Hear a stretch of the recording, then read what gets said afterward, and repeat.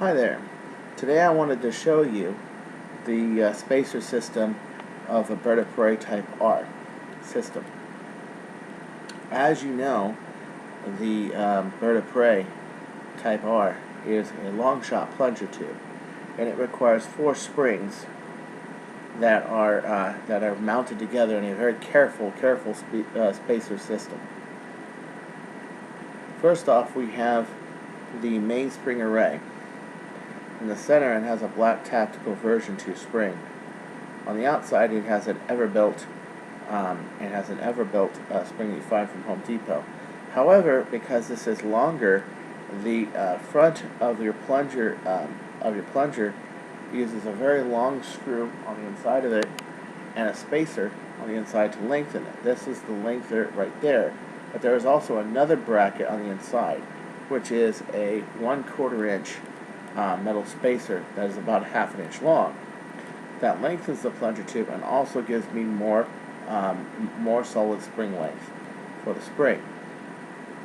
The front spacer that makes up for the difference of the version 2 Retaliator spring and the Everbuilt spring, which a lot of people think is 11K, but according to a salesman that I had talked to, a spring salesman, the working load is 28 pound-foot at solid spring length, which I am at, making it nearly 14 kilograms, around 13.2 kilograms.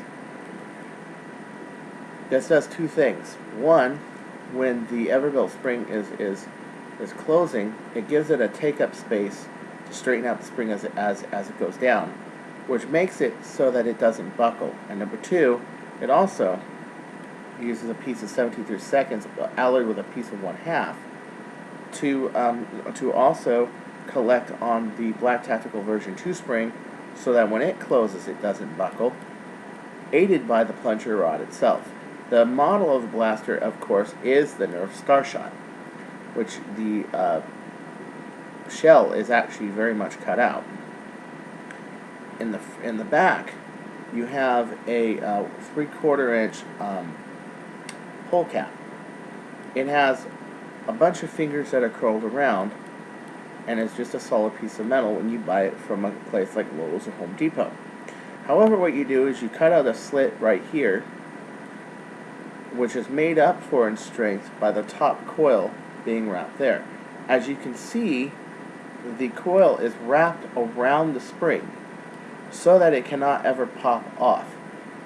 In addition, the black tactical version 2 spring that is inside of it is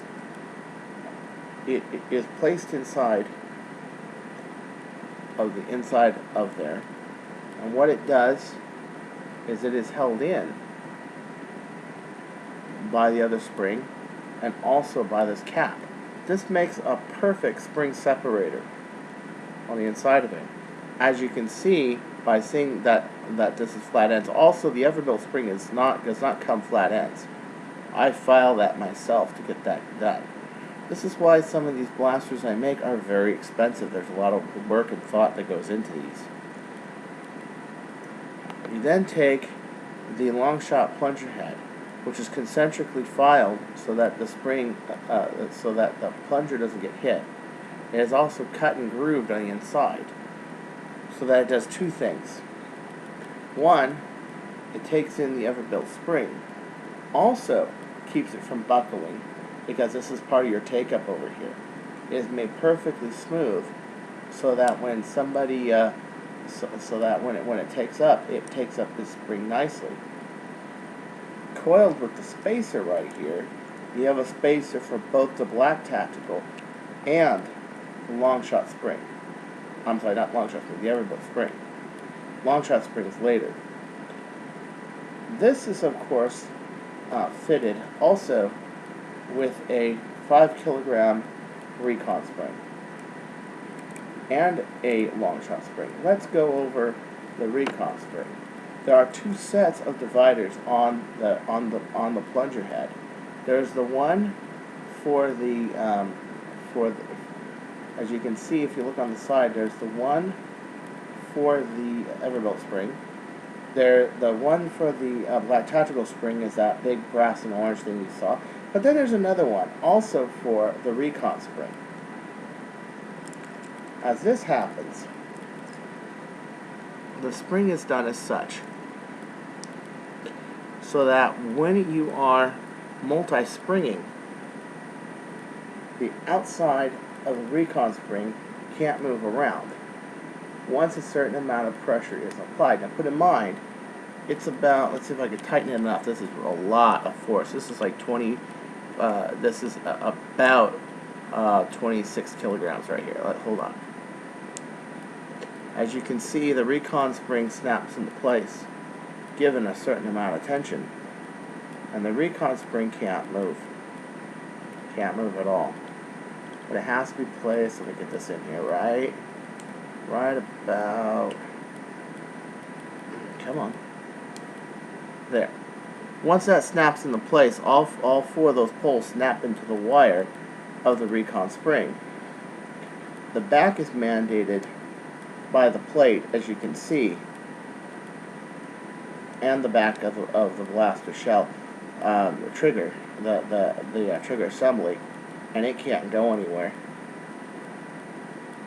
Our final piece, of course, see that? There it is. When it's all screwed in, it really is held in real nicely. Okay, so when all said and done, there's a cut-off long shot spring. With this length, this was originally cut for the Type L. The Type L had a shorter draw. This has a longer draw, however, I'm getting a 10 kilogram spring to replace the recon spring in this. Goes over as such. This part right here hits the rightmost part of the shell as you're pointing, the blaster. So this has a stationary point where it works the best. It is not a lot of force. It is just under just under 3 kilograms. But when you combine it with a recon spring, it's almost 8 kilograms, and it makes an excellent addition to this system.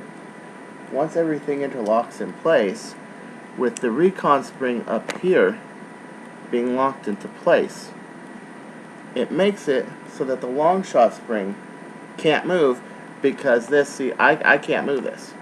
Like, I can move it a little, but I can't move the whole thing out of play so that the springs collide. And what you end up with is a perfectly aligned set of 4 springs, as you can see there.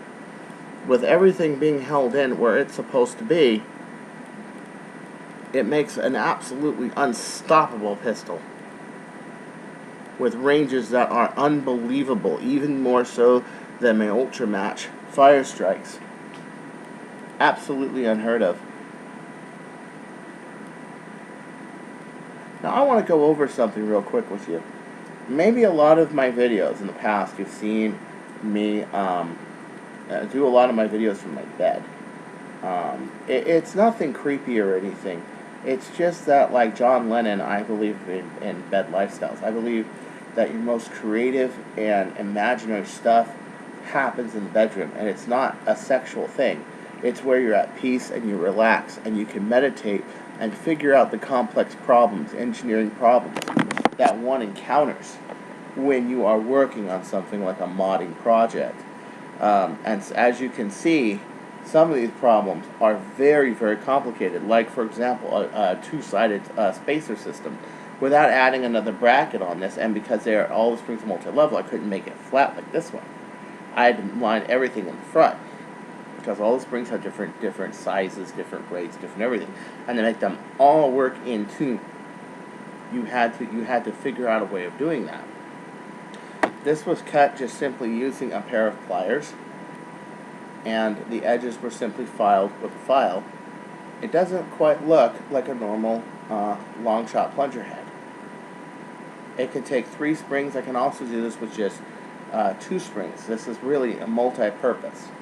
But it is set up for 7/8 springs and pretty much as springs above 1 inch in diameter as your other springs.